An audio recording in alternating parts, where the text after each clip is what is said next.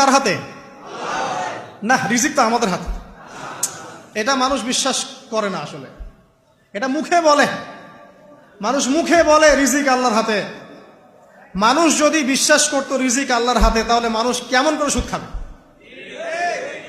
ও মনে করছে রিজিক আমার হাতে, আমি যদি খাই সুদ তাহলে আমি গেইন করব, যদি না খাই তাহলে আমি দারিদ্রতায় ভুগবো নাকি?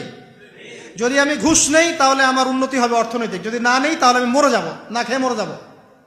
যদি আমি দুর্নীতি করি তাহলে আমি বাঁচবো, আমার সন্তানরা ভালো থাকবে, যদি না করি আমি দারিদ্রতায় মরে যাব, তাই তো? এই কনসেপ্ট ছাড়া কেউ এগুলা কাজ এমনি করতে পারে নাকি? নিঃসন্দেহে আমরা মনে করি যে রিজিকের মালিক আমরা, আল্লাহ নয়। শুধু মুখের মধ্যে বলি যে রিজিকের মালিক আল্লাহ। রিজিকের মালিক যদি আল্লাহ হতো তাহলে আমি হালাল পথে থাকতাম এবং তাওয়াক্কুল করতাম যে আল্লাহ আমাকে যা রিজিক দিয়েছেন তা তো আসবেই, আসবে না? আসবেই।